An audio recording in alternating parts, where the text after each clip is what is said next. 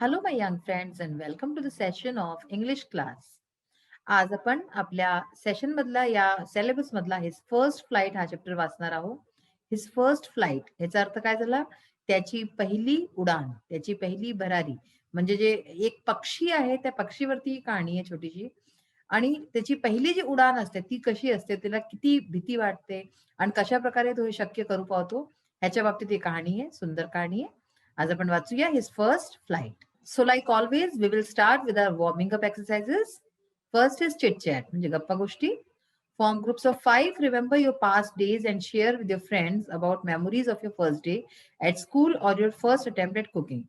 तर तुमचे जुने दिवस आठवण करा, जेव्हा तुम्ही पहिल्यांदा शाळेत गेले असाल किंवा फर्स्ट अटेम्प्ट एट कुकिंग, काही तुम्ही बनवायचा प्रयत्न केला असेल कुकिंगमध्ये, जेवण बनायचा किंवा चहा बनवायचा, काही पण जे सर्वात पहिल्यांदा बनवलं होतं, तर ते लक्षात करा.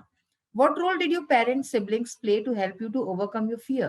तर तेव्हा जेव्हा पहिल्यांदा तुम्ही कोणती पण गोष्ट करता, तेव्हा तुम्हाला भीती वाटते आणि हेजिटेशन होतं, की आपण हे करू पाहू की नाही. तर त्यावेळेस तुमचे पेरेंट्स, तुमच्या आई-वडिलांचं, सिबलिंग्स म्हणजे तुमच्या भावा-बहिणींचं, त्यांचा काय रोल असतो? काय काय ते प्रयत्न करतात आणि कशाप्रकारे तुम्हाला मदत करतात, की तुमची भीती जी आहे मनातली ती जाऊ शकेल. तर हे विचारलंय ह्याच्यामध्ये. सेकंड आहे डिस्कस अँड आन्सर. आता पहा, डिस्कस करायचे आपल्याला क्वेश्चन्स आहेत. Are there any situations when you got afraid? म्हणजे काय कोणते असे सिच्युएशन्स होते जेव्हा तुम्ही अफ्रेड झाले? लाइक इथे तुम्ही लिहू शकता की yes, there are many situations when I got afraid, like when it was my first day of my school, then I was afraid. अशाच प्रकारे कोणतेही आन्सर्स लिहू शकता. How would you react if you had to travel alone? जर तुम्हाला एकट्यामध्ये travel करावं लागेल, कुठे जायचं आहे, यात्रा करायची, तर तुम्हाला कसं वाटेल? तर होऊ शकतं काही मुला-मुलींना त्याच्यात मजा पण आहे, की हां, आपल्याला तर खूप मजा येईल. पण काही भीती आहे.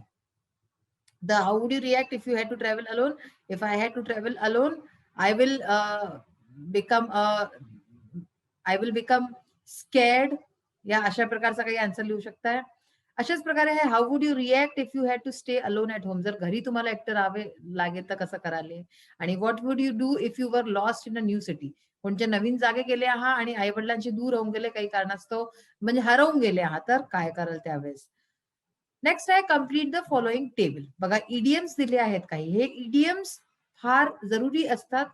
तुमचे मी लास्ट सेशनमध्ये तुम्हाला सांगितलं होतं, तुम्हाला आठवण असेल हे, की जे नंबर्स असतात तुमचे ह्याच्याकरते, म्हणजे की तुम्हाला सेंटेन्स बनवायचे असतात किंवा सेंटेन्स फिल करायचे असतात पूर्ण. हे सगळे इडियम्स वगैरे त्याच्यात खूप कामास येतात. तर तुम्हाला जिथवरी त्याचा अर्थ नाही कळेल, तुम्ही सेंटेन्सेस कसा बनवाले. तर बघा, इडियम आहे पहिला bird's eye view. Bird's eye व्ह्यूचा अर्थ काय झाला? मीनिंग आहे view from from somewhere high. म्हणजे कुठून उंचून. बर्ड आय काय असतं? बर्ड्स काय वरती बसतात ना उंच उंच, तर उंचून बघतात चारीकडे. तर बर्ड्स आय व्ह्यू, चिमणीच्या डोळ्यांनी पाहणं. तर व्ह्यू फ्रॉम समवेअर हाय, कुठून उंचून, उंच जागेवरनं सगळीकडे बघितलं. Your on sentence. हे सेंटेन्सेस आपण आपल्या नेक्स्ट आता जे पार्ट आपण बघू तेव्हा करू पीपीटीज मध्ये. As free as a bird, म्हणजे पक्षीसारखा फ्री, पक्षीसारखा मुक्त. He she is care free. तर तो किंवा ती काय आहे? केअर फ्री आहे. त्याला कसलं लक्ष नाही आहे. After finishing her exam she will be as free as a bird, म्हणजे की तिचा एक्झाम संपल्यानंतर ती बर्ड सारखी, पक्षीसारखी फ्री होऊन जाईल. Eagles I. ईगल्स आयचा काय अर्थ आहे? Ability to observe something closely. कोणत्या वस्तूला खूप जवळून निरीक्षण परीक्षण करणं, ती जी आपली एबिलिटी असते, ती जी आपली योग्यता असते, त्याला म्हणतात eagle's eye. Spread one's wings. तर ह्याचा काय अर्थ आहे? स्प्रेड वन्स विंग्सचं to try to work on things independently. जेव्हा तुम्ही स्वतःहून इंडिपेंडेंटली आत्मनिर्भर बनून आणि कोणचं काम करता बिना कोणाचे सहयोग घेता, तर तेव्हा आपण म्हणतो असं की स्प्रेड वन्स विंग्स. ठीक आहे ना? की त्यांनी आपल्या मनाने काम केलं, आता तिला कोणाची आवश्यकता नाहीये. Find more such idioms using the following keywords. अशाच प्रकारचे आणि आपल्याला इडियम शोधायचे आहेत. फ्लाय, नेम ऑफ एनिमल्स आणि कलर्स. तर हे आपण आता बघणार आहे पुढच्या आपल्या ह्याच्यामध्ये. आता आपण चॅप्टरची सुरुवात करूया. चॅप्टर आहे हिज फर्स्ट फ्लाइट, म्हणजे त्याची पहिली उडान. The young seagull was alone on his ledge. जो यंग सीगल होता, सीगल म्हणजे काय? समुद्री पक्षी. तर छोटासा जो समुद्री पक्षी होता, तो एकटा बसला होता आपल्या लेज वरती. लेज म्हणजे काय? A narrow horizontal shelf projecting from a wall or here a cliff. म्हणजे तुम्ही ह्याला असं समजा की समुद्र आहे, पुढे समुद्र आहे आणि समुद्राच्या वरती उंच जागा आहे. ठीक आहे ना, हे मी असं समजावते की तुम्हाला नीट प्रकारे समजत. समुद्राच्या वरती उंच जागा आहे, तिथे तो एकटा आपल्या लेज वरती बसलेला होता. His two brothers and his sister had already phloem away the day before. तर त्याच्या 2 भाऊ आणि 1 बहीण आधीच जे आहे त्या दिवशी उडले होते. त्यांनी आपली पहिली उडान घेतली होती. He had been afraid to fly with them. पण त्याला त्यांच्याबरोबर उडायकरता भीती वाटत होती. Somehow, when he had taken a little run forward to the brink of the ledge and attempted to flap his wings, he became afraid. काय झालं की त्यांनी प्रयत्न जेव्हा केला, टेकन अ लिटिल रन, दौडला तो ब्रिंक पर्यंत, म्हणजे जो एकदम एज असतो टोकापर्यंत दौडला आणि attempted to flap his wings, आणि त्यांनी अटेम्प्ट केला, त्यांनी प्रयत्न केला की आपले जे विंग्स आहे, आपले जे पंख आहे, त्याला फ्लॅप म्हणजे काय असं असं करणं, तर त्याला करायचा प्रयत्न केला, पण तो काय झाला, ही भिवून गेला. The great expanse of sea stretched down beneath. तर खालती जो समुद्र होता, फार विशाल, फार मोठा समुद्र होता. And it was such a long way down, miles down. आणि तिला असं वाटलं की हे किती खालती आहे, आपण इतक्या उंच आहोत, हे इतक्या खालती आहे. तर हे पाहून त्याला खूप भीती वाटत होती. तुम्हालाही कधी कधी भीती वाटत असेल, जर आपण खूप उंच जाऊ आणि उंच खालती बघा, तर भीती वाटते ना आपल्याला, असं पोटात काही काही होऊ लागतं, असं गुडगुड होऊ लागतं पोटात. तर ती काय असते, ती भीतीच असते. So he felt certain that his wings would never support him. तर तो अगदी निश्चय, त्याला निश्चित होतं की त्याचे जे पर आहे, त्याचे जे पंख आहे, ते त्याला कधी पण सपोर्ट नाही करतील, त्याचा साथ नाही देतील. So he bent his head and ran away back to the little hole under the ledge where he slept at night. तर म्हणून त्यांनी काय केलं, त्यांनी आपलं मान खालती केली आणि तो परत वापस चालला गेला, रॅन अवे बॅक, परत गेला लिटिल होल मध्ये, छोट्याशा त्याच्या भोकामध्ये, अंडर द लेज, तो जो जागा होती जिथे तो उभा होता, तिथेच खालती एक भोक होतं, जिथे तो रात्री झोपत होता. Even when each of his brothers and his little sister, whose wings were far shorter than his own, ran to the brink. तर म्हणजे तेव्हाही, जेव्हा की त्याचे सगळे भाऊ बहीण, इवन जे त्याच्याहून लहान होते, ज्यांचे पंख सुद्धा त्याच्याहून लहान होते, were far shorter than his own, ran to the brink, ते सुद्धा त्या कोपऱ्यापर्यंत गेले. फ्लॅप देअर विंग्स, त्यांनी आपले पंख जे आहे पसरले, अँड फ्ल्यू अवे, आणि ते उडून गेले. He fail to muster up courage, तरी सुद्धा त्यांना बघूनही त्याला जे आहे करेज नव्हतं येत, त्याला साहस नव्हतं येत, तो साहस आपला एकत्रित नव्हता करू पावत. मस्टर अप करेज म्हणजे साहस एकत्रित न करू पावणं. To take that plunge which appear to him so desperate. ही हे करायकरता जो साहस हवा होता, तो ते एकत्रित नाही करू पावला, जो की ज्याच्याकरता तो खूप डेस्परेटही होत होता. तो चाहत होता की तो उडे, पण भीती जी आहे ती त्याच्यावरती हावी होती. His father and mother had come around, calling to him shrilly, upbraiding him, threatening to let him starve on his ledge unless he flew away. तर त्याचे जे आई वडील होते, ते लोक तिथे आले, कॉलिंग टू हिम श्रीली. श्रीली म्हणजे काय, in a loud harsh voice, म्हणजे जोराच्या कर्कश आवाजाने. पक्षी आहे तर पक्षी कर्कश आवाजाने ओरडतात. तर ते आले जोरात कर्कश आवाजाने ओरडू लागले त्याला. अपब्रेडिंग म्हणजे काय, स्कोल्डिंग, त्याला रागवू लागले जोराजोराने, आणि त्याला धमकी दिली त्यांनी की जर तू नाही उडलास तर तुला आज भुकट होऊ. स्टार म्हणजे काय, भुकट होऊ, आज तुला काही खायलाच नाही देऊ. तुमच्या बरोबर असं होतं ना, की कोणतं काम नाही केलं या काही तुम्ही चूक केली, तर असं आई म्हणत असेल की आज तर तुला हे खायलाच नाही देणार. तर तशाच प्रकारे त्याच्या आई वडिलांनी म्हटलं की तू उड, नाही तुला खायला नाही मिळणार.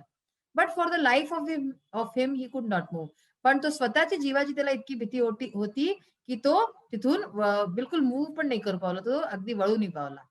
दॅट वॉज 24 hours अगो. तर ही गोष्ट 24 तासा आधीची आहे. Since then nobody had come near him. तेव्हापासून त्याच्याजवळ कोणीच नाही आलं.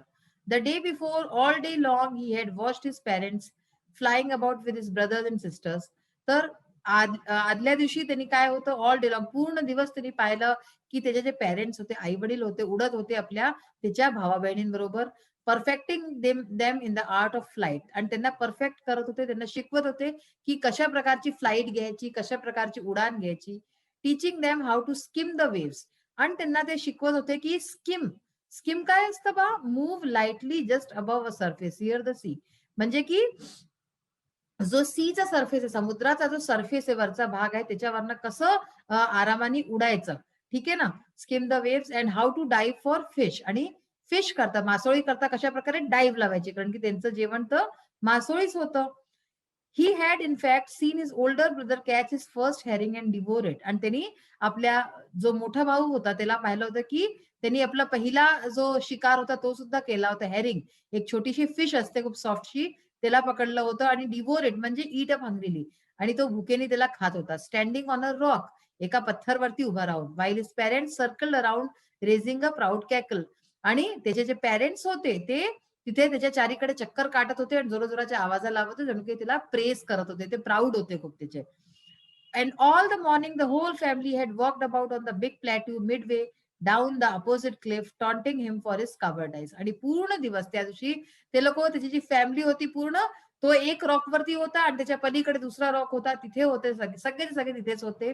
आणि ते लोक काय करते, टॉन्ट करत होते त्याला, खूप जे आहे बोलणे ऐकत होते फॉर हिज कॉवर्डाईस. तिचं जे कॉवर्डाईस होतं म्हणजे lack of courage to face danger.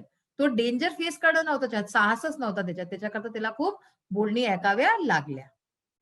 So now we will continue with our warming up exercises. Warming up मध्ये एक आपली एक्सरसाइज होती, make sentences for these idioms. Idioms दिले होते, आपण त्याचे अर्थ वाचले.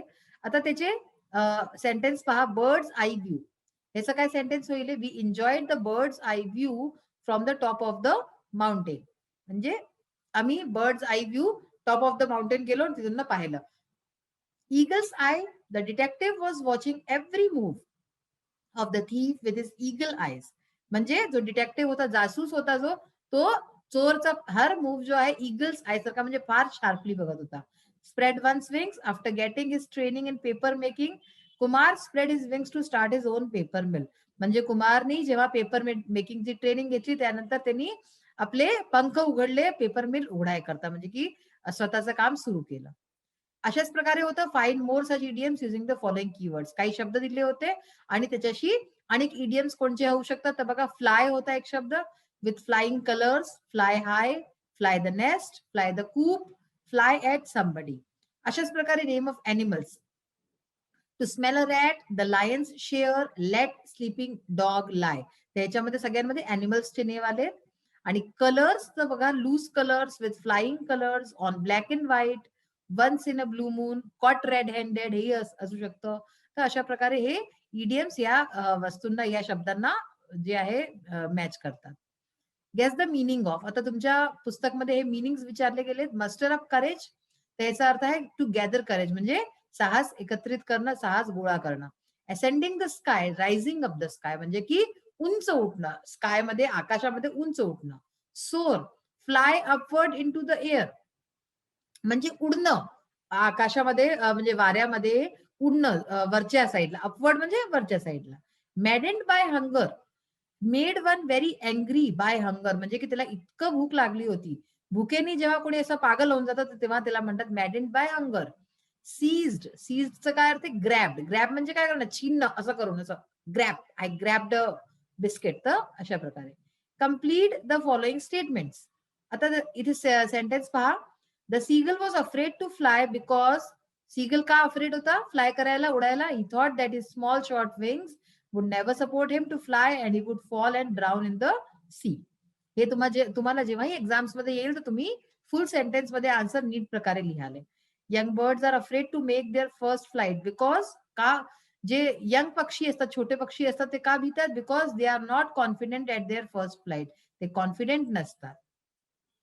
Human beings find it difficult to face great challenges because, जे ह्युमन बीइंग्स आहे, मनुष्य आहे, ते चॅलेंजेस एक्सेप्ट करायला, चॅलेंजेस ला घ्यायला घाबरतो.